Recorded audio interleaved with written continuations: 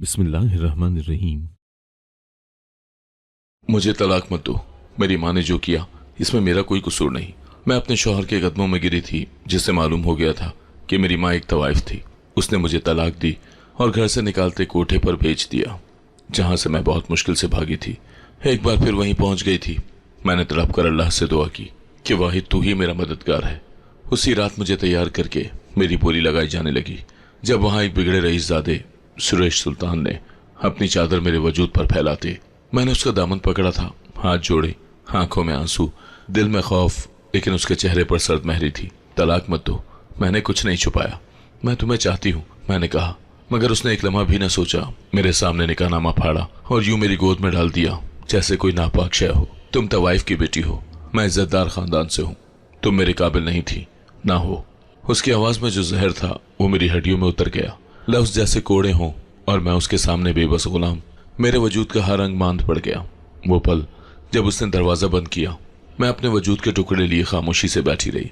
माँ के कमरे के दरवाजे पर खड़ी थी, नजरें झुकाए, जैसे सब कुछ पहले से जानती हूँ। मैंने देखा भी नहीं, बस सर झुकाए जमीन पर नजरें जमाए वहां बैठी रही। 2 दिन के बाद एक पुराना चेहरा याद आया। रशीद, वही दलाल जो बचपन में मुझे ले जाया करता था। माँ ने बस एक नजर मेरी तरफ देखा और चुपचाप कमरे से निकल गई। रशीद ने मेरा बाजू थामा। चलो, अब तुम्हारा असल घर तुम्हें बुला रहा है।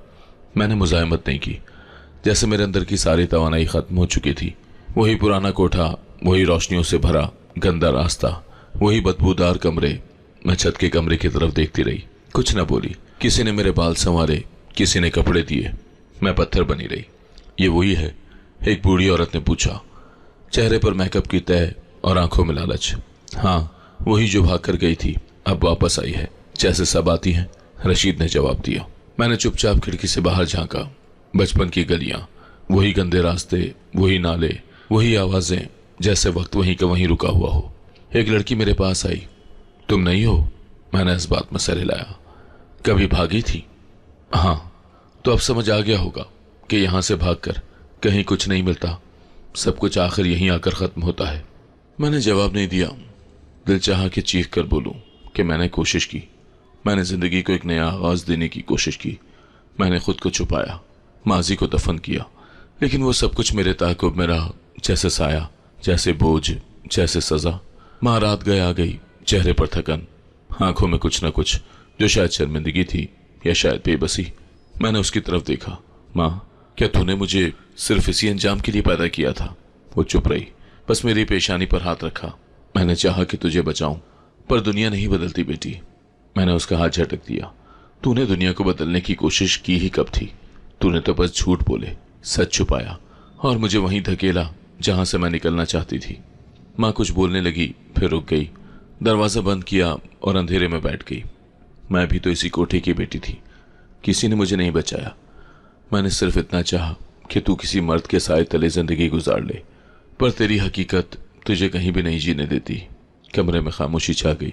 बाहर से मौसीकी की आवाजें आ रही थी, हंसी मजाक, गालियों की गूंज। सब कुछ वही था जो मैं छोड़ आई थी और जो मुझे फिर से गले लगाने को तैयार था। अगली सुबह जब सब लड़कियां तैयार हो रही थी, मैंने शीशे में खुद को देखा। आंखों में वो सवाल थे जो किसी को सुनाने का फायदा नहीं था। बस एक लड़की नजर आई, थकी हुई, टूटी हुई, मगर अंदर कहीं जिंदा। अरे, तुमने अभी तक मेकअप नहीं किया? नाजो ने पूछा। आज मेरा दिल नहीं। दिल? यहाँ किसी का दिल नहीं पूछा जाता, यहाँ सिर्फ जिस्म बोलता है। दिल को राजी कर लो तो आसानी होगी। मैंने चादर ओढ़ी और छत पर जाकर बैठ गई। आसमान को देखती रही, सोचती रही कि क्या अल्लाह मेरी सुन रहा है? मुझे ये सब क्यों सहना पड़ रहा है? अगर वो चाहता तो एक नई जिंदगी मुझे अता कर सकता था। फिर मैं क्यों दोबारा इस जगह पर हूँ जहां से निकलने के लिए मैंने सजदे किए थे? शायद जवाब किसी दिन मिले, मगर एक चीज मैंने उस दिन तय कर ली कि मैं अब यहां से फिर जाऊंगी, चाहे कुछ भी हो। अगली सुबह नाजो ने मेरी कलाइयां थाम कर कहा, इधर आ, ये कपड़े पहन, आज पहली बार तेरी बोरी लगेगी। मैंने उसकी आंखों में देखा, वहां तरस नहीं था, बस आदत थी। मैंने कपड़े हाथ में लिए, कप कपाते हाथों से पहने, बदन पर चुभते रेशमी जोड़े, जैसे जख्मों पर कांटे रख दिए हों। फिर आईने के सामने बिठा दिया गया, काजल लगाया गया, लिपस्टिक मली गई। मेरे चेहरे पर वो रंग थे जो मेरे अंदर की सच्चाई को ढांपने की कोशिश कर रहे थे।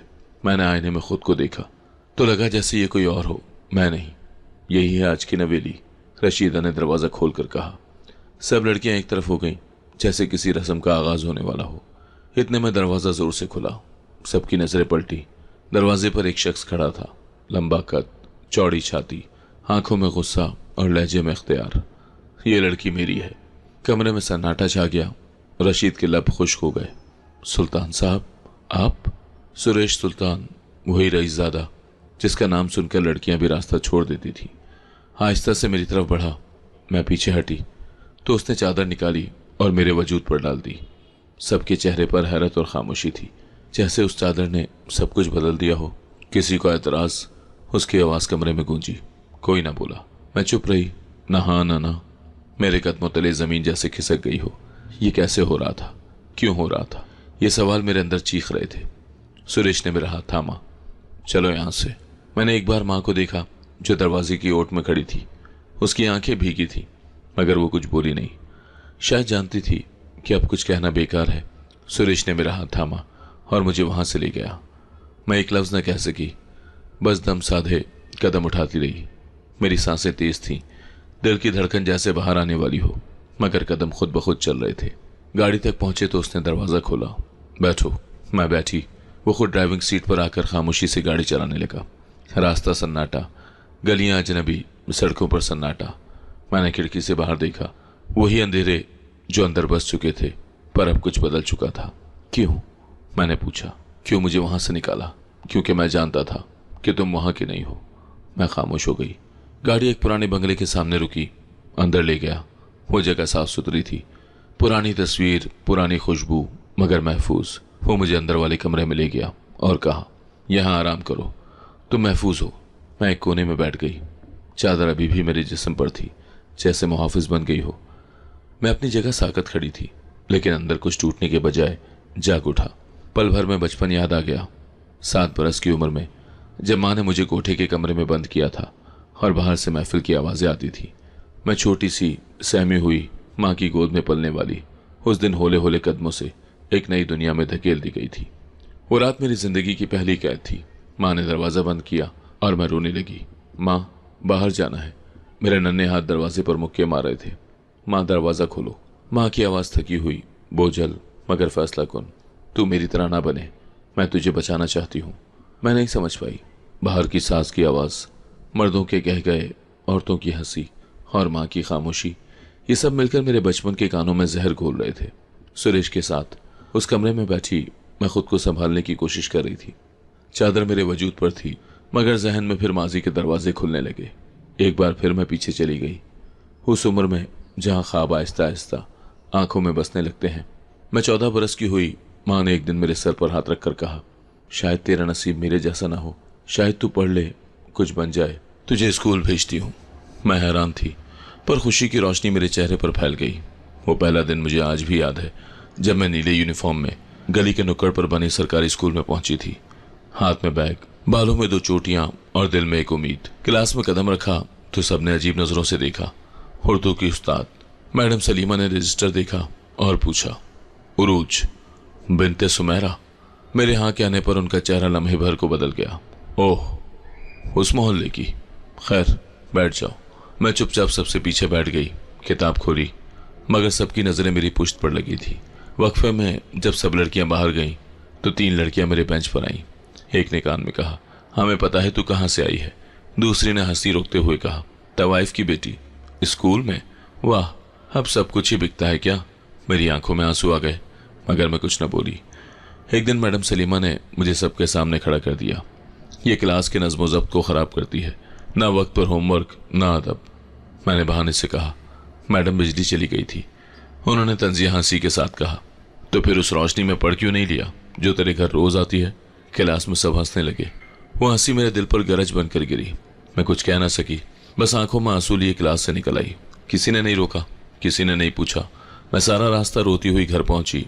दरवाज़ा खोला, फर्श पर बैठी कपड़े सीते हुए कुछ गुनगुना रही थी। मैं सीधी जाकर उसके पास बैठ गई, उसका आंचल पकड़ा और कहा, ये जिंदगी छोड़ दो माँ, मैं अब और बर्दाश्त नहीं कर सकती। माँ ने सिलाई रोकी, मेरी आंखों में देखा और एक लम्हे के लिए चुप हो गई। फिर आहिस्ता से बोली, बेटी, मैं ये जिंदगी तेरे लिए झेल रही हूँ, छोड़ दी तो तुझे संभालेगा कौन?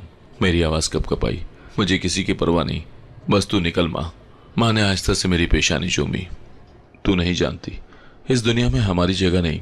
हम जहां जाएंगे हमारा माजी हमारे पीछे पीछे आएगा। फिर वो उठी, कमरे की खिड़की खोली और बाहर झांका। देख, गली के उस पार बैठे लोग हमें नहीं देखते, हमें नापते हैं। तुझे कपड़े सी के पाला, 2 वक्त की रोटी दी, पर क्या मिला? स्कूल में भी जिल्लत, यहाँ भी बदनामी। उसी रात में चुपचाप बिस्तर पर लेटी रही। अगले दिन माँ मुझे बाजार ले गई। कुछ किताबें, नए कपड़े और एक थर्मस लिया। तू रोज स्कूल जाएगी, अगर दुनिया बदल नहीं सकती तो हमें मजबूत होना पड़ेगा। मैं हैरान रह गई। तूने हार नहीं मानी माँ? वो मुस्कुराई। मैं हारती कैसे? तू मेरी जीत है मेरी बेटी। चंद दिन सुकून से गुजरे। मैं स्कूल जाती, वापस आती और माँ के साथ बैठकर पढ़ाई करती। हमने मोहल्ले में एक छोटा सा कमरा अलग कर लिया ताकि ग्राहकों की आवाज़ें मेरे कानों तक ना आए। लेकिन माशरा कब किसी को भूलता है। एक दिन स्कूल से वापस आई तो दरवाजे पर कुछ औरतें बातें कर रही थी। अब तो बेटियां भी तैयारी कर रही हैं, जैसी माँ वैसी बेटी। मैं सीधी अंदर चली गई। माँ किचन में थी, रोटी पका रही थी। चेहरे पर सुकून था मगर आंखों में नमी छुपी थी। सुना ना? मैंने पूछा। माँ चुप रही, फिर आटे से हाथ साफ करते हुए बोली, सुन लिया, पर अब सुनकर घबराती नहीं। सहना आ गया है। मैंने उस रात फिर अल्लाह से दुआ की कि तू तो हर दुआ को सुनता है, किसी दिन मुझे जिंदगी से निकाल ले। सुरेश ने मेरे शाने पर हाथ रखा तो मैं माजी से हाल में वापस आई। कहाँ खो गई हो? मैंने नम आंखों से कहा। बस बचपन याद आ गया। वो खामोश हो गया। शायद जान चुका था कि मेरे बचपन के जख्म अब मेरे चेहरे का हिस्सा बन चुके हैं, मगर दिल में कहीं एक उम्मीद फिर जाग उठी थी। शायद अब की बार सब कुछ बदल सकता है। एक दिन अचानक कोठे पर आग लग गई। हर तरफ धुआं, चीखें, दौड़ते कदम और जलते पर्दे। कोई खिड़कियां तोड़ रहा था, कोई पानी की बाल्टियां ला रहा था, लेकिन आग जैसे किसी की बद्दुआ बनकर उतरी थी। मेरे कमरे में धुआं भर चुका था, सांस लेना मुश्किल हो रहा था। मैं दरवाजा खोलने के लिए दौड़ी मगर लकड़ी गर्म हो चुकी थी। छत से कुछ जलता हुआ कपड़ा गिरा, मेरे बालों में चिंगारी पड़ी। मैं चीखी, माँ। तभी माँ भागती हुई आई, चेहरे पर राख, आंखों में खौफ नहीं अज़म था। उसने मुझे खींचा, अपने दुपट्टे से मेरा मुंह ढांपा, मेरे साथ आ। हम दोनों अंधेरे और धुएं से लड़ते नीचे की तरफ भागे। सीढ़ियां जल रही थी, दीवारें तप रही थी। नीचे पहुंचकर माँ ने मुझे दरवाजे की तरफ धकेला। भाग जा, बाहर जा, मैंने चीख कर कहा। माँ, तुम? वो पलटने लगी। और भी लड़कियां हैं, उन्हें निकालना है। मैं कुछ समझती इससे पहले वो वापस अंदर चली गई। मैं सड़क पर निकल आई कि लोग जमा हो चुके थे। कोई पानी फेंक रहा था, कोई फोन पर रेस्क्यू बुला रहा था, और मैं वहीं खड़ी देख रही थी। कोठे की जलती हुई खिड़कियां, उनमें से निकलता हुआ धुआं, और फिर एक झलक, माँ जिसकी चादर में आग लग चुकी थी। माँ, मैं चीख उठी, लेकिन वो बस एक लम्हे के लिए रुकी, मेरी तरफ देखा, मुस्कुराई और गिर गई। मेरे अंदर कुछ बुझ गया, जिस्म साकत, आंखें खुश्क, जबान गूंगी। मैंने बस देखा कि माँ जो परसों मेरे लिए दुनिया से लड़ती रही, अब मेरे सामने आग की लपेट में थी और मैं कुछ नहीं कर सकी। कुछ देर के बाद रेस्क्यू वालों ने लाशें निकालना शुरू की। मुझे एक तरफ ले जाकर बिठाया गया। डॉक्टर आया, मेरी नब्ज चेक की, मगर दिल की हालत कोई न जान सका।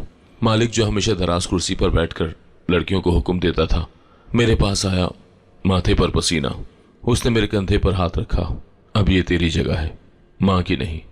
मैंने उसकी तरफ देखा, आंखों में नफरत के शोले। मेरी माँ जल गई और तुझे फिक्र इस कोठे की है। वो हंसा, यहाँ जज्बा नहीं चलता, धंधा चलता है। माँ गई तो तू अब असल दौलत है। मैं खामोशी से पीछे हटी। उसका हाथ झटका और कमरे की तरफ दौड़ी जहां माँ की चीजें पड़ी थी। वो संदूक, वो चंद तस्वीरें, माँ की सिलाई मशीन, सब कुछ राख हो चुका था। कोने में एक चादर मिली जली हुई, पर माँ की खुशबू बाकी थी। मैंने वो चादर उठाई, आंखों से लगा ली। तभी दरवाजे में रोशनी आई। मालिक ने 2 आदमियों के साथ वापसी की कोशिश की। जल्दी कर, ग्राहक आएंगे, सब कुछ दोबारा बसाना है। मैं उसके सामने खड़ी हो गई। मुझे मत छूना। वो हंसा, तू क्या समझी भाग जाएगी? माँ की आवाज मेरे जहन में गूंजी, ये जिंदगी मत जियो, भाग जाए यहां से। मैंने कदम पीछे नहीं लिए। मैंने अपनी चप्पल पहनी, चादर लपेटी और दौड़ पड़ी। कोठे से, गली से, अंधेरी रात से। गलियां सुनसान थी मगर मेरे कदमों में रफ्तार थी। एक छत से दूसरी छत, दीवार फलांगी। पीछे से किसी ने आवाज देने की परवाह नहीं की। कदम छिल गए, सांस फूल गया, पर मैं रुकी नहीं। एक जगह दरवाजा खुला था, मस्जिद का सहन। मैं अंदर चली गई। जमीन पर बैठकर हाँपती हुई सजदे में गिर गई। या अल्लाह, सब कुछ छिन गया, पर अगर तू चाहे तो मैं इज्जत से जी सकती हूँ। सजदे की मिट्टी में मेरे आंसू जज्ब हो गए। पहली बार लगा जैसे मेरी दुआ सुनने वाला कोई है। सुबह हुई तो मैं वहीं बैठी थी। मस्जिद के खादिम ने पानी दिया। बेटी, रात कहाँ से आई हो? मैंने जवाब न दिया, सिर्फ एक नज़र उस पर डाली। उसने खामोशी से मुझे चादर दी। ये लो, यहाँ सबके लिए जगह है। रब के घर में कोई छोटा नहीं होता। मैंने चादर ओढ़ी और बाहर निकलकर नई रोशनी में कदम रखा। पाँव जख्मी थे मगर दिल में एक यकीन था। मैं समझी मेरी माँ गई, पर जाते जाते मुझे वो लफ्ज़ दी गई थी जिसने मेरी हड्डियों में जिंदगी भर दी। भाग जा यहाँ से। और अब मैं भागी नहीं, निकल आई थी। सिर्फ जिस्म से नहीं, एक पूरी दुनिया से। मैंने मस्जिद के सहन में जब आंखें खोली तो पहली नज़र माँ पर पड़ी। चादर में लिपटी, धूल से अटे चेहरे के बावजूद उसकी आंखों में एक नई रोशनी थी। मैं कुछ कहने ही वाली थी कि वो लपक कर मेरे गले लग गई। मैं जलने से बच गई बेटी, मैं वापस आ गई हूँ। मैं तुझे अकेला छोड़ने वाली ना थी। उसकी आवाज़ में वो लर्जिश थी जो बरसों के बाद किसी माँ की सच्चाई में उतरती है। मैं देर तक उससे लिपटी रही। हम दोनों ने उस रात पहली बार बेआवाज़ रोना सीखा। 2 दिन हम मस्जिद के खादिम के मशवरे से मोहल्ला छोड़कर एक नई बस्ती आ गए। माँ ने एक साफ सुथरा 2 कमरों का मकान किराए पर लिया। गली तंग थी मगर लोगों के चेहरे अजनबी, और यही हमें चाहिए था, अजनबियत। माँ ने सबसे कहा कि मैं बेवा हूँ, लाहौर से आई हूँ, शौहर कार के हादसे में चल बसा। अब माँ बेटी तन्हा रहती हैं, पर्देदार, इज्जतदार। कुछ औरतें पहले शक भरी नजरों से देखती, फिर माँ के अंदाज, नमाजों की पाबंदी और सादा बातों ने आहिस्ता आहिस्ता एतबार बना लिया। मैं अब घर के सहन में बैठकर सिलाई करती, बच्चों की यूनिफॉर्म की कटाई, औरतों के कपड़ों की सिलाई और कभी कभार छोटे बच्चों को कुरान पढ़ाना। बस इतना ही हमारा जरिया मौज था। एक दिन माँ ने शाम की चाय पर कहा, एक रिश्ता आया है, लड़के वाले समझते हैं कि हम शरीफ लोग हैं। मैंने चाय का कप रखा और माँ को देखा। और हम? माँ ने पलकें झुका ली। हम बन गए हैं। दुनिया को जो दिखाना था दिखा दिया। अब अगर तू राजी हो तो। मैंने कुछ न कहा। अंदर कहीं कुछ टूटा मगर आवाज़ नहीं आई। दिल की धड़कन तेज हुई लेकिन जबान खामोश रही। लड़का बैंक में मुलाजिम था। माँ उसकी माँ से मिली। सब ने आकर हमें देखा। मोहल्ले की औरतें झांकती रहीं। खुश नसीब हैं, इतनी जल्दी रिश्ता आ गया। मैं बस खामोशी से सुनती रही। निकाह की तारीख तय हुई, कपड़े सिले, जेवर आया। कुछ मांगा नहीं गया, बस जैसे सब कुछ खुद ब खुद हो रहा हो। रुखसती की रात माँ ने मेरी पेशानी चूमी। आज से नई जिंदगी शुरू कर, अपना माजी वहीं छोड़ दे जहां आग लगी थी। मैंने खामोशी से आंखें बंद कर ली, दुआ की, पर दिल की गहराई में एक साया बैठा था कि ये सब ख्वाब न निकले। निकाह हुआ, गाजी ने मेरा नाम लिया और मैंने धीमी आवाज में कबूल है कहा। सब ने तालियां बजाईं, फूल बरसाए और मैं एक नई जिंदगी में कदम रख चुकी थी। शौहर ने इस्तकबाल किया।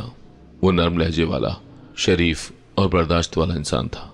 कोई मुझसे मेरा माजी ना पूछे, यही दुआ है, मैंने दिल दिल में कहा। शादी के बाद दिन सादगी से गुजरने लगे। शौहर ऑफिस जाता, शाम को चाय पर बात करता, वो छोटी छोटी चीज़ों से खुश होता, मेरी बनाई हुई चीज़ों की तारीफ करता, मेरे दुपट्टे का रंग नोट करता।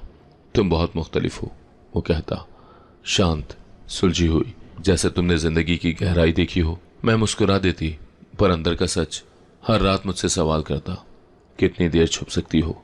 एक दिन हम बाजार गए। एक औरत ने मुझे घूर कर देखा और फौरन चेहरा मोड़ लिया।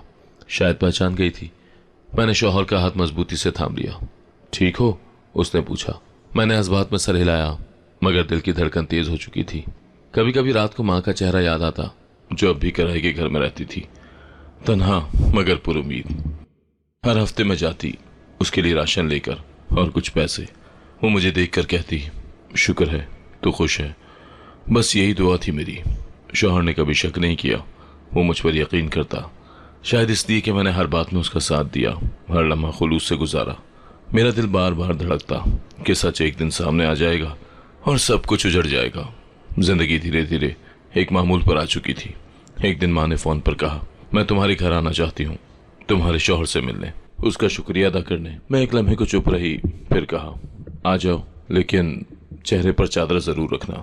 माँ अगले दिन दोपहर को आई, हाथ में फलों की टोकरी और एक पुरानी सी साड़ी में लिपटी हुई, आंखों में नमी, चेहरे पर शुक्रगुजारी और होंठों पर अजीब सी बेआवाज दुआ। दरवाजा मैंने खोला। वो धीरे से अंदर दाखिल हुई। शौहर सोफे पर बैठा अखबार पढ़ रहा था। उसने माँ को देखा, फौरन खड़ा होकर सलाम किया। आइए, बैठे। आपकी अम्मी है ना? माँ ने नजर झुकाकर कहा। जी बेटा, मैं ही हूं। शौहर ने सोफे पर जगह दी, पानी दिया और कहा, अम्मी जी कहूं? माँ ने आंखों में आंसू लिए हल्का सा सर हिलाया। वो लम्हा मेरे लिए सुकून का था कि शायद सच्चाई को छुपाना मुमकिन है और माँ को इज्जत मिल सकती है। माहौल नरम था, चाय बनाई गई, छोटे छोटे जुमले बोले गए और दोपहर की रोशनी में वो खामोश मुलाकात एक खुशगवार याद बनने लगी। मैंने दिल में कहा, शायद जिंदगी अब वाकई बदल गई है। अगले रोज शाम के वक्त दरवाजे पर दस्तक हुई। मैंने झांक कर देखा, एक बोसीदा कपड़ों में लिपटा फकीर, हाथ में प्याला। अल्लाह के नाम पर दे दो बीबी। मैं अंदर से कुछ निकालने ही वाली थी कि वो फकीर एकदम चौंका और माँ की तरफ इशारा किया, जो उस लम्हे बरामदे में खड़ी थी। उसकी आंखें जैसे किसी पुराने नक्शे को पहचान गई हों। ओए, ये तो है, सानू ये तवाइफ लब्भी गई, उसने चीख कर कहा। लम्हा रुक गया। माँ के हाथ से चाय का कप छूटा, टूटने की आवाज आई। मैं दरवाजे की तरफ लपकी, मगर देर हो चुकी थी। शौहर भी वहां आ चुका था। उसने फकीर की तरफ देखा, फिर माँ की तरफ, और उसकी आंखों में सवाल उतरने लगे। ये क्या कह रहा है? उसने मेरी तरफ देखा। मैं खामोश, सांस थामे, लब से ले। माँ पीछे हटी, चादर चेहरे पर और सख्ती से लपेटी, आंखों से बहता हुआ पछतावा छुपाने लगी। बेटा, ये झूठ बोल रहा है, मेरी शनाख्त मिट चुकी है। शौहर ने एक कदम पीछे लिया, जैसे अल्फाज ने उसे धक्का दिया हो। सच क्या है? मेरी जबान जैसे सूख गई थी। कुछ कहने की कोशिश की, मगर लफ्ज गले में फंस गए। माँ ने खुद आगे बढ़कर कहा, मैं तवाइफ थी, पर तेरी बीवी पाक है। मैंने उसकी जिंदगी बचाने के लिए सब झेला। शौहर का चेहरा जर्द हो चुका था। उसने एक गहरा सांस दिया, मुझे देखा, फिर माँ की तरफ पलटा और बगैर कुछ कहे घर से बाहर निकल गया। मैं पीछे दौड़ी। सुनो, सच मत बिगाड़ो, मुझे सिर्फ जीने दो। पर उसने पलटकर एक जुमला कहा, सच छुपाया क्यों? वो चला गया। माँ दरवाजे के करीब दीवार से लगी खड़ी थी, चुप, थकी हुई और अंदर ही अंदर डरी हुई। मैंने उसके पास जाकर कहा, तूने बचाने की कोशिश की, पर सच से हम कब तक बच सकते थे? माँ ने मेरी पेशानी को चूमा। अगर मेरा माजी तेरा हाल बर्बाद कर दे तो मैं मरने को तैयार हूं। मैंने कहा, अब भी छुपाने का कोई फायदा नहीं। अब जो होगा सच के साथ होगा। घर में खामोशी थी। दीवारें जैसे सुनती थी, छत जैसे छलनी हो गई हो। बाहर रात उतर रही थी, पर अंदर कई बरसों का अंधेरा जाग रहा था। माँ खामोश थी, मगर उसकी आंखें सच बोल रही थी। घर में वो लम्हा जैसे मुंजमद हो चुका था। मैं दरवाजे के करीब बैठी थी और माँ सोफे पर थकी हुई निगाहों से दरवाजे को तक रही थी, जैसे वो रास्ता ढूंढ रही हो जिससे वो वक्त को वापस ला सके। शौहर देर रात तक वापस ना आया। हर आवाज पर चौंकती, हर गाड़ी की ब्रेक पर दरवाजे की तरफ दौड़ती, मगर खाली सन्नाटा मेरे इंतजार का जवाब बन चुका था। अगली सुबह वो आया, चेहरा सपाट, निगाहें अजनबी और हाथ में एक सफेद लिफाफा। मैंने दरवाजा खोला। सुने मेरी बात। उसने मुझे धकेल कर रास्ता बनाया। माँ को देखा और कहा, आपने झूठ बोला। माँ खड़ी हुई। बेटा, मेरी गलती थी। बेटी को बचाने के लिए झूठ बोला। इसने कुछ नहीं छुपाया, मैंने छुपाया। शौहर ने मेरी तरफ देखा, लेकिन निकाह के वक्त तुमने सच नहीं बोला। ये शादी धोखे पर मबनी थी। मेरी आवाज कांपने लगी। मुझे सिर्फ इज्जत से जीना था। मैंने किसी को धोखा नहीं दिया। मैं उसके कदमों में गिरी। बस एक मौका दो। मैंने तुमसे कभी झूठ नहीं बोला, बस वो नहीं कहा जो कहना मेरे बस में ना था। वो खामोश खड़ा रहा, फिर जेब से निकाहनामा निकाला और मेरे सामने चाक कर दिया। तुम दिल से उतर चुकी हो। एतबार एक बार जाता है, दोबारा नहीं आता। लफ्ज पत्थर बनकर गिरे। मैंने गर्दन झुकाई, हाथ जोड़े, मगर वो पलटा, दरवाजा खोला और पीछे देखे बगैर चला गया। माँ मेरे पास आई, मुझे संभाला। बेटी, मैंने बर्बाद कर दिया तुझे। मैंने बचाने की कोशिश की, मगर झूठ का बोझ सच से ज्यादा भारी हो जाता है। मैंने कुछ न कहा। मैं बस एक बंद कमरा थी, जिसकी खिड़कियां भी अब बंद हो चुकी थी। मेरी आंखें खाली, सांस मध्यम और दिल शिकस्ता। चंद घंटों के बाद हम घर से निकले। माँ ने कपड़े बांधे, मेरे हाथ पकड़े और एक बार भी पीछे मुड़कर न देखा। सड़क पर वही पुराना रिक्शा हमारा इंतजार कर रहा था, जो बरसों पहले हमें इस दुनिया से निकालकर एक नई बस्ती में ले गया था। मगर अब वही रिक्शा हमें वापस ले जा रहा था, उसी कोठी पर जहां से मैं एक नई जिंदगी के ख्वाब के लिए भागी थी। रिक्शे में बैठते हुए मैंने माँ से कहा, क्या हम कभी इज्जत से जी सकेंगे माँ? उसने मेरी पेशानी चूमी। इज्जत दिल में होती है बेटी, पर दुनिया ऐसे जिस्म से तोलती है। कोठा बदला नहीं था, उसके चेहरे कुछ नए हो चुके थे। रोशनी अब भी वही थी, साज वही, बू वही और वही सीढ़ियां जिन पर मेरा बचपन कदम रखता झिझकता था। आज मेरा हाल उन पर बोझ बनकर चढ़ रहा था। रशीद ने हमें देखते ही चौंक कर कहा, लो जी, वापसी मुबारक। कहा था ना, सबको लौटना ही होता है। माँ ने नजरें झुका ली। मैंने कुछ न कहा। हमें वही पुराना कमरा दिया गया। खिड़की के पास एक पुराना आईना, जिसमें मैंने बरसों पहले खुद को आखिरी बार देखा था। माँ ने बिस्तर बिछा दिया, मुझे खाने को कहा, मगर मैं सिर्फ एक कोने में बैठ गई, खामोश, साकत और खाली। रात को जब सब गहरी नींद में थे, मैं छत पर चली गई। आसमान पर तारे थे, मगर दिल में अंधेरा। मैं सजदे में गिर गई। या रब, तूने देखा, मैंने कुछ नहीं छुपाया, सिर्फ बचने की कोशिश की। लेकिन अगर तेरी रजा यही है तो मुझे गिरने से पहले थाम ले। वो रात, वो दुआ, वो आंसू मेरे दिल में आखिरी चिराग थे, जो शायद अब बुझने के करीब थे। मगर एक उम्मीद, एक सरगोशी, एक मान अभी बाकी था। जब नीचे आई तो माँ इंतजार में जाग रही थी। कहाँ गई थी? सजदे में थी माँ। वही एक दर है जो मुझे पुकारने देता है। माँ ने मुझे गले लगाया, फिर उसी से सब मांग बेटी। इंसान सिर्फ बर्बाद कर सकता है, बचा नहीं सकता। हम दोनों ने उस रात बहुत कुछ कहा, बिना बोले। सिर्फ सांसों की आवाज थी और दीवारों का बोझ। कोठी की महफिल आज कुछ खास थी। नाजों ने खास तौर पर मेरे लिए कमरे का पर्दा अलग किया। गहरी सुर्खी मेरे होंठों पर लगाई गई और साटन का सुर्ख लिबास मेरे बदन पर चढ़ा दिया गया। आज बड़ी बुरी लगेगी उरूज, तुझे वापसी का पहला हक नसीब हो रहा है। नाजों ने मेरी आंखों में देखते हुए कहा, जैसे मुझे किसी एजाज से नवाजा जा रहा हो। रशीद ने आवाज बुलंद की, जनाबान आली, आज की महफिल की खास कली पेश खिदमत है। फिर अचानक वही लम्हा जिसने हवा रोक दी। दरवाजा धड़ाम से खुला, सबकी नजरें पलटी और वो अंदर दाखिल हुआ। सुरेश सुल्तान बगैर कुछ कहे मेरे पास आया। सब तमाशाई खामोश हो गए। उसके हाथ में वही पुरानी चादर थी जो उसने बरसों पहले मेरे ऊपर डाली थी। इस बार भी वही हरकत, लेकिन फर्क सिर्फ ये था कि मेरी सांसें खुद ब खुद साकत हो गई थी। चादर मेरे सर पर रखी और उसने कहा, ये मेरी है। रशीद आगे बढ़ा, सुल्तान साहब आप इस तरह। सुरेश ने उसे सख्त नजरों से देखा। क्या मैं बुरी लगाऊं? रशीद खामोश हो गया। सब नजरें झुक गई, जैसे फैसला सुनाया जा चुका हो। चलो मेरे साथ, सुरेश ने नरमी से कहा। मैं कुछ न बोल सकी।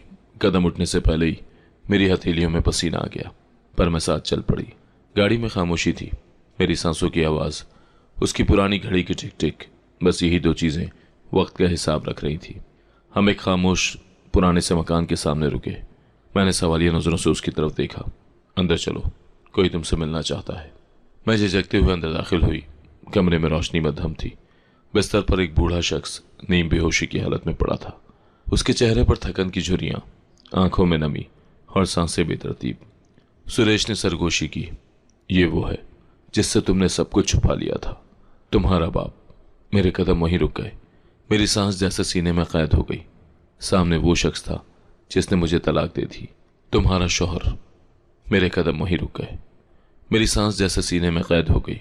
सामने वो शख्स था जिसने मुझे तलाक दी थी, जो एक कागज फाड़ कर मेरा रिश्ता खत्म कर चुका था। उरूज, उसने धीरे से पुकारा, जैसे अपनी आखिरी तवानाई से मेरे वजूद की तस्दीक कर रहा हो। क्यों बुलाया मुझे? मेरी आवाज सख्त थी, लेकिन अंदर से लरसती हुई। मैंने बहुत देर कर दी। तेरी माँ के खुतूत मुझे कभी नहीं मिले। मेरी माँ ने वो सब छुपा ली मुझसे। मुझे लगा तुम चली गई, मुझे धोखा देकर। मैं नहीं जानता था कि तुम्हारी हकीकत मुझसे छुपाई गई थी। अब सब जानने का फायदा, जब सब कुछ जल चुका। मैंने जवाब दिया।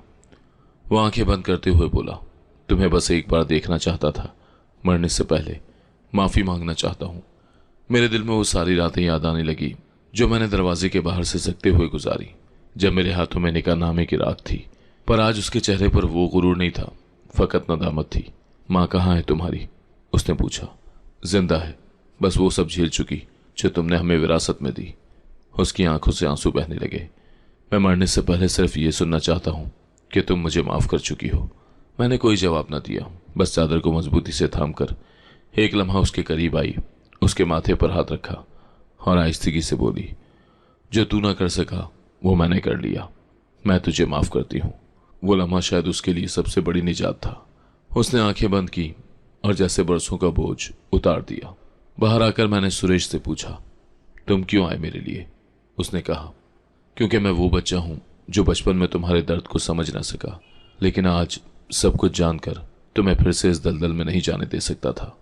मैंने आसमान की तरफ देखा, शायद दुआ कबूल हो चुकी थी। वो मेरा बाप था और सुरेश का चचा। मैं उसके करीब बैठ गई। वो मुझे एक कमज़ोर सी मुस्कुराहट देकर बोला, मैं वो बदनसीब हूँ जिसने अपनी बीवी और बेटी को खो दिया। उसके हाथ कांप रहे थे, आंखों में नमी तैर रही थी, मगर जबान साकत नहीं हुई। तुम्हारी माँ ने खत लिखे, महीनों नहीं सालों तक, लेकिन मेरी माँ, तुम्हारी दादी, वो सब खत छुपाती रही, मेरे सामने झूठ बोलती रही कि वो औरत हमें भूल गई है। मैं साकत बैठी थी, न नफरत जागी न तरस आया, बस एक तवील खामोशी जो मेरे अंदर जम गई थी। मैं तुम्हें ढूंढ ना सका बेटी, जिंदगी मेरी जद में थी, मगर तुम दोनों मेरी दस्तरस से बाहर हो गए। मुझे नहीं मालूम था कि तुम किस हाल में हो। जब तुम्हें पाया तो तुम उस जगह पर थी जहां मैंने तुम्हें कभी देखना नहीं चाहा था। सुरेश खामोशी से एक तरफ खड़ा था। उसके चेहरे पर ऐसी उलझन थी जैसे वो दोनों रिश्तों के बीच अपनी जगह खो बैठा हो। मैंने अपने बाप की तरफ देखा जो अब मुझे उम्मीद से देख रहा था। मैं कुछ नहीं मांग रहा, बस मरने से पहले चाहता हूं कि तुम मुझे अपना कहो। आपको ये बात उस दिन क्यों याद नहीं आई जब आपने मेरा हाथ झटक कर निकाहनामा फाड़ा था? मेरी आवाज़ सख्त थी मगर बेजान। तब मेरे हाथ में सिर्फ गुरूर था, आज सिर्फ नदामत है। वो बोला और आंखें मूंद दी, जैसे अंदर का सारा अंधेरा उन पलकों के नीचे कैद हो चुका हो। तुम्हारी माँ कैसी है? जिंदा है, पर जिंदगी से रूठ चुकी है। वो सिर्फ मेरे लिए सांसें गिन रही है। उसके होंठ कपकपाए। मैंने उसे तकलीफ दी, तुम्हें बर्बाद कर दिया, पर अगर कुछ बाकी है तो सिर्फ दुआ है कि मेरा खून इज्जत से जिए। फिर उसने सुरेश की तरफ देखा, मेरी बेटी को इज्जत दो जो मैं ना दे सका। सुरेश ने कदम बढ़ाया, बाप के हाथ को थामा और कहा, चाचा जान, मैं वादा करता हूं वो अब मेरी जिम्मेदारी है। मेरे अंदर एक उलझन पैदा हुई। मैंने सुरेश से सवालिया नजरों से पूछा, क्यों? तुम ये सब क्यों कर रहे हो? क्योंकि तुम सिर्फ मेरे चचा की बेटी नहीं हो, तुम वो लड़की हो जो एक बार जिंदगी से हारी लेकिन हार मानी नहीं। उसकी आवाज में नरमी थी पर इरादा मजबूत। कमरे की खामोशी अब बोझ नहीं लग रही थी। मैंने अपने बाप का हाथ पकड़ा। वो कमजोर सा हंसा, जैसे बरसों के बाद सुकून की नींद नसीब हुई हो। अब तुम जा सकती हो बेटी। मैं जान गया कि मरने से पहले तुम्हें पा चुका हूं। मैं तुम्हें छोड़कर नहीं जा सकती। सुरेश ने सर झुकाकर कहा, चचा जान, मैं वादा करता हूं कि इसे इज्जत दूंगा, जिंदगी दूंगा। वो लम्हा जैसे कमरे में सांस लेने लगा। बूढ़े वजूद की थकी सांसें एकदम पुरसुकून हो गई। बाप की आंखों में रोशनी लौट आई। वो जो नदामत और बेबसी में गुम था, अब उसके चेहरे पर इत्मीनान के साए थे। मैं खामोश खड़ी थी, नजरें झुकी हुई थी, दिल की धड़कनें बेकाबू। फिर हिम्मत करके आहिस्ता से पूछा, तुम क्यों करोगे ये सब मेरे लिए? सुरेश ने मेरी तरफ देखा, एक लम्हे की खामोशी के बाद कहा, क्योंकि तुम सिर्फ मेरे चचा की बेटी नहीं, मेरी तकदीर की रोशनी हो। मैंने तुम्हें उस हाल में देखा जब कोई और न देख सका, जिसे मैं बरसों पहले एक बच्ची के रूप में बचाना चाहता था, और आज एक औरत के रूप में संवारना चाहता हूं। बाप ने मेरी तरफ हाथ बढ़ाया। मैं उसके करीब गई। उसने सर पर हाथ रखा। तेरी माँ पाक थी और तू भी है। तुम दोनों मेरी जिंदगी की सबसे बड़ी महरूमिया थी और अब मेरी सबसे बड़ी तस्कीन बन गई। मैंने उसके माथे को चूमा। वो थके लहजे में बोला, क्या तुम मुझे माफ कर चुकी हो? हाँ बाबा, जो दर्द मैंने सहा उसकी दवा माफी ही है। हम माँ के दरवाजे पर पहुंचे। मैंने दस्तक दी और जब दरवाजा खुला, माँ ने मुझे और सुरेश को एक साथ देखकर पल भर को चौंक कर पूछा, सब खैरियत है ना? मैंने माँ को गले लगाते हुए कहा, हाँ माँ, सब खैरियत है। मेरा बाप मुझे पहचान गया। माँ का बदन कांप गया। उसकी आंखों में खुशी और अफसोस एक साथ झलक पड़े। क्या कहा? क्या कहा उसने? कि तुम्हारा हर खत पढ़ना चाहता था, मगर दादी ने सब छुपा दिया। माँ ने आहिस्ता से आंखें बंद कर ली और कहा, आखिरकार सच जीत गया, देर से ही सही। मैंने माँ का हाथ पकड़कर कहा, अब हम तीनों की नई कहानी शुरू होगी, माजी को दफनाकर। सुरेश ने दोनों की तरफ देखा और धीरे से बोला, यह कहानी अब सच्चाई और इज्जत के साथ लिखी जाएगी। मैंने माँ का हाथ पकड़ा। माँ, अगर मैं तुझसे कहूँ कि मैं निकाह करने जा रही हूँ तो? माँ का चेहरा जर्द सा हुआ। बेटी, तू कोई गलत फैसला तो नहीं कर रही? सुरेश ने माँ के करीब होकर कहा, खाला जी, मैं आपसे रिश्ता मांगने आया हूँ, ना तर्स खाकर ना हमदर्दी से, बल्कि दिल से। माँ की आंखें नम हो गई। तू जानता है ना हमारी हकीकत? जी, और उस हकीकत से ज़्यादा आप दोनों की इज्जत को जानता हूँ, सुरेश ने कहा। माँ ने आसमान की तरफ देखा, जैसे वर्षों बाद दिल से निकली दुआ सुनी गई हो। उसने मेरा हाथ सुरेश के हाथ में दे दिया। अगर तू इसे वो इज्जत दे सका जो मैं न दे सकी, तो मैं रब से खाली हाथ नहीं लौटूंगी। निकाह सादगी से हुआ, 2 गवाह, एक मौलवी और चंद खामोश आंखें जो बरसों की कहानी की गवाह थी। मौलवी साहब ने जब निकाह के खुतबे में मेरा नाम लिया तो मेरे होंठ कब आए। कबूल है, मैंने धीरे से कहा। कमरे में सन्नाटा छा गया, जैसे वक्त ने सांस रोक ली हो। फिर मौलवी साहब ने सुरेश से पूछा और उसने पूरे यकीन से कहा, कबूल है। बाप जो बिस्तर पर लेटा था, निकाह की आवाज़ें सुन रहा था। जब सब कुछ मुकम्मल हुआ तो मैं उसके करीब गई। उसने मेरा माथा चूमा। मेरी बेटी, मेरा फ़ख्र। सुरेश ने कहा, चचा जान, आपकी बेटी अब मेरे साथ है, मेरे नाम के साथ और मेरे दिल के साथ भी। बाप ने एक लंबी सांस ली, जैसे बरसों का बोझ उतार दिया हो।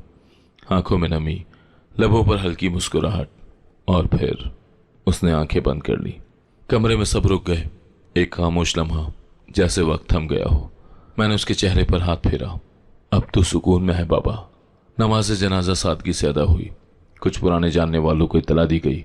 माँ ने उसकी कब्र पर दुआ की और चुपचाप एक मिट्टी की ढेरे के पास बैठ गई। मैंने उस मर्द से सिर्फ एक चीज़ चाही थी कि वो अपनी बेटी को पहचाने, और उसने वो कर दिया। मुझे उससे अब कोई गिला नहीं। हम उस दिन शाम ढले खामोशी से माँ के घर वापस आए। मैंने कमरे में जाकर पुराने कपड़ों की अलमारी खोली, वही जो बरसों से बंद थी। उसमें कुछ खत पड़े थे, माँ के हाथों के लिखे हुए, जिन्हें वो भेजती रही लेकिन जिनका कभी कोई जवाब न मिला। मैंने वो खत माँ के सामने रख दिए। वो उन्हें देखते ही कांप गई। ये वही है। हाँ माँ, अब इन्हें दफन कर दे, जैसे हम अपना दर्द दफना चुके हैं। माँ ने खतों को सीने से लगाकर कहा, अब ये गवाही देंगे कि हम झूठे नहीं थे। अगले दिन मैं और सुरेश अपने नए घर मुंतकिल हुए। एक सादा सा मकान, जिसकी दीवारें खामोश थीं मगर सच्चाई से लबरेज। सुरेश ने मेरे लिए वो कमरा सजाया जिसमें न झूठ था, न बोझ, न पुराने जख्म, सिर्फ एक नया आगाज था। और मैंने उस रात दिल से कहा कि अगर अल्लाह ने मेरे लिए ये सब लिखा था तो वो सब दर्द बेकार नहीं गए। हमारी नई जिंदगी की शुरुआत हुई। नया घर छोटा था मगर उसकी दीवारों में सुकून बोलता था। किचन से चाय की खुशबू आती। सुरेश हंसी से कहता, अब लगता है ये घर हमारा है। हम दोनों ने जिंदगी के हर पुराने नक्श को नए तरीके से जीने का हुनर सीख लिया था। अब माजी हमारी राहों की दीवार नहीं था, बल्कि सबक बन चुका था। सुरेश ने एक दिन कहा, तुम जैसी बच्चियां बहुत हैं जो बस एक मौका चाहती हैं। मैंने सर हिलाया। एक मौका, एक दर, एक शख्स जो उनके दर्द को सुने, ना कि तोले। बस वहीं से नूर की बुनियाद रखी गई। पहला कमरा एक पुराने स्कूल की खाली इमारत में बनाया। दूसरा कमरा हमने खुद रंगा, दीवार पर कलमा लिखवाया और नीचे सफ़ेद पर्दा लगाया, ताकि हर बच्ची जान ले कि ये जगह अल्लाह की पनाह में है, ना कि इंसानों की हवस में। पहली बच्ची का नाम फातिमा था, 15 साल की। छोटी बहन को बचाते बचाते खुद बाजार का रास्ता देख चुकी थी। जब वो हमारे पास आई तो उसकी आंखों में वही धुआं था जो बरसों पहले मेरे अंदर भरा गया था। यहाँ रहना चाहोगी? मैंने पूछा। उसने बस इतना कहा, अगर यहाँ कोई मेरा नाम नहीं पूछेगा तो हाँ।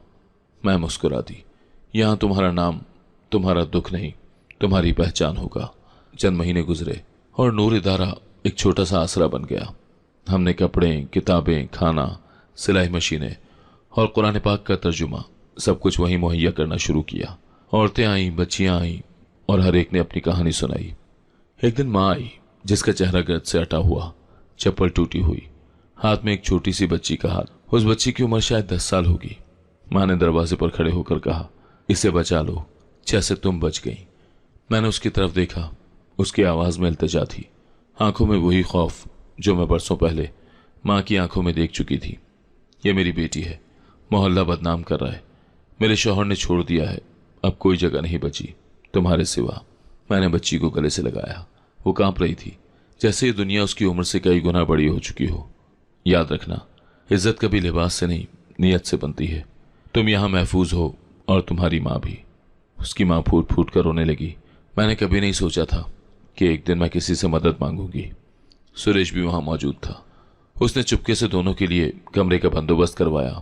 एक नई सिलाई मशीन उसी रात वहां पहुंचा दी। नूर अब सिर्फ एक इदारा नहीं रहा था, वो एक एहसास बन चुका था। गलियों, छतों और बाजारों में रुलने वाली बच्चियां अब एक नाम जानने लगी थी, नूर। एक दिन एक सहाफी ने इंटरव्यू के दौरान मुझसे पूछा, आपकी तालीम क्या है? मैंने हंसते हुए जवाब दिया, मैं जिंदगी की पढ़ी हुई हूं। मेरा निसाब तलखी से शुरू होता है, बर्दाश्त पर ख़त्म होता है। वो रुक गया, फिर बोला, क्या आप खुद को कामयाब समझती हैं? मैंने छत पर नज़र डाली। अगर मेरी सच्चाई किसी की ज़िंदगी आसान बना सकती है तो हाँ, मैं कामयाब हूँ। माँ अब ज़्यादा बोलती नहीं थी, मगर नूर में आकर अक्सर खामोश बैठ जाती, बच्चियों के सरों पर हाथ फेरती और कभी कभी छोटे जुमले बोलती। उरूज जैसी बनना, लड़ो मत, जी जाओ। सुरेश हर शाम मुझे रिपोर्ट देता। आज 3 नई दरखास्तें आईं। एक लड़की अस्पताल से भागी, एक अदालत से, एक थाने से। हम दोनों जानते थे कि यह सिर्फ आगाज था। नूर के दरो दीवार हर रात अजान के बाद तिलावत से गूंजते।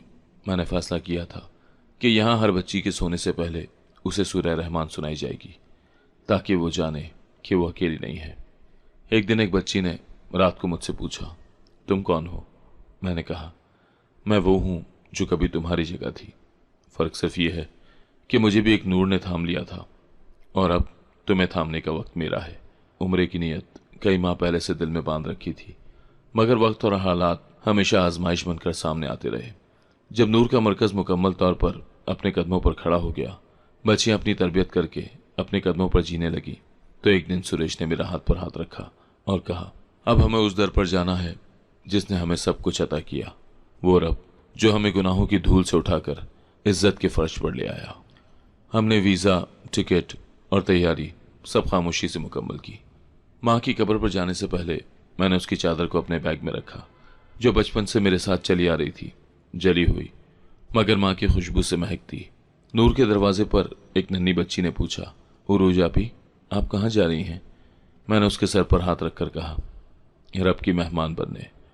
उसकी आंखों में ख्वाब झलकने लगे, जैसे उसने भी कोई दुआ दिल में बांध ली हो। मक्का की ज़मीन पर कदम रखते ही दिल का हाल मुख्तलिफ हो गया। जद्दा से लेकर हरम तक का सफ़र बस जैसे आंखों के आंसू आंखों में नहीं, दिल में जमे हुए थे। पहली बार जब काबा आंखों के सामने आया तो चंद लम्हे सांस लेना भूल गई। सुरेश ने मेरा हाथ थाम कर कहा, यही है वो जगह जहाँ सब गुनाह, सब तासुब, सब सच्चाइयाँ एक सी हो जाती हैं। यहाँ सब सिर्फ बंदे होते हैं, कोई ज़ात नहीं, कोई पेशा नहीं, कोई लेबल नहीं। मैंने धीरे से सजदा किया, माथा स्याह पत्थर पर टिका और आंसुओं में भीगी आवाज़ में कहा, या रब, तूने मुझे अंधेरों से निकालकर इज्जत की चादर दी। तूने मुझे वो मकाम दिया जिसका ख्वाब भी कभी नहीं देखा था।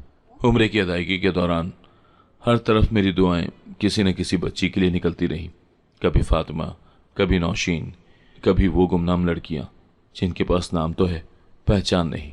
मैंने दुआ की कि रब, उन्हें वो जिंदगी अता कर जो तूने मुझे दी, बल्कि उससे भी बेहतर, ताकि कोई भी उरूज बनने की मजबूरी में ना आए। सफ़ा और मरवा के दरमियान दौड़ते हुए मैंने उस बच्ची को याद किया जिसे माँ ने कोठे के कमरे में बंद किया था। मैं वही बच्ची थी, आज अल्लाह के घर में उसके नाम की मेहमान थी। एक रात मस्जिद नबवी में बैठे सुरेश ने मुझसे कहा, मैंने तुम्हें देखा, तुम्हारी लड़ाई देखी, तुम्हारा सब्र देखा, लेकिन आज मैं देख रहा हूं तुम्हारा वकार, तुम्हारी रोशनी। जिसे दुनिया तवाइफ की बेटी कहती थी, आज वो मेरी बीवी, मेरी रूह है। मैंने उसकी तरफ देखा, जवाब देने की हिम्मत न थी, सिर्फ आंखों से दुआ की, ए अल्लाह, मुझे इस रिश्ते की हुर्मत संभालने की ताकत देना। उम्र से वापसी पर पाकिस्तान की सरजमीन पर कदम रखते ही पहला काम माँ की कब्र पर जाना था। फूल लिए, बेटी को गोद में उठाया और कब्र के पास बैठकर कहा, माँ, अब तू मुतमईन हो जा। तेरी बेटी वो जिंदगी जी रही है जो तूने कभी अपने हिस्से के ख्वाबों से काट कर मेरे लिए मांगी थी। कब्र पर हाथ रखा, बेटी के छोटे छोटे हाथों को उस पर रखकर कहा, ये तेरी नवासी है, ये है तेरी नानी जिसने हमारे लिए वो सब छोड़ा जिसके लिए उन्हें बहुत कुछ झेलना पड़ा। बेटी ने मासूमियत से कहा, नानी सो रही हैं? मैंने कहा, नहीं बेटा, वो अब खुश हैं। वो जानती हैं कि उनकी कुर्बानी ज़ाया नहीं गई। उस दिन शाम को जब हम घर वापस आए तो नूर का दरवाज़ा खोलते ही कई बच्चियां हमारे इस्तकबाल के लिए मौजूद थीं। उनके चेहरों पर खुशी थी और मेरी आंखों में तस्कीन। मैंने कहा, हमारी कहानी खत्म नहीं हुई, बल्कि अब रोशनी से शुरू हुई है। एक बच्ची ने पूछा, अब क्या करेंगे? मैंने जवाब दिया, अब हम नूर को हर शहर, हर बस्ती, हर मोहल्ले में लेकर जाएंगे, ताकि कोई भी बच्ची अंधेरे में ना रहे। हम उनके लिए चिराग बनेंगे, जैसे किसी दिन किसी ने मेरे लिए चिराग जलाया था। सुरेश ने इदारे की दीवार पर एक तख्ती लगवाई, जिस पर लिखा था, ये इदारा उन माँ और बेटियों के नाम जो मुआशरे के तासुब का शिकार हुई मगर हार नहीं मानी। रात को बेटी मेरी गोद में थी, वो सो चुकी थी। मैंने उसके बालों में हाथ फेरते हुए दिल में कहा, तू उस नस्ल से है जिसने नफरत से नहीं, रोशनी से जन्म लिया है। तुझे सच्चाई विरसे में मिली है, खामोशी नहीं। मैंने कमरे की खिड़की खोली, बाहर चांदनी बिखरी थी, जैसे वो भी जानती हो कि एक लड़की की कहानी मुकम्मल हो गई है। मोहब्बत, माफ़ी और सच्चाई से जुड़ी एक मुकम्मल जिंदगी। अगर आपको आज की कहानी पसंद आई है तो वीडियो को जरूर लाइक कीजिएगा और अपने दोस्तों के साथ भी शेयर कीजिएगा। और हाँ, अगर आपने अभी तक हमारा चैनल सब्सक्राइब नहीं किया तो जरूर सब्सक्राइब करें। मिलते हैं कल एक नई और दिलचस्प कहानी के साथ। अल्लाह हाफिज।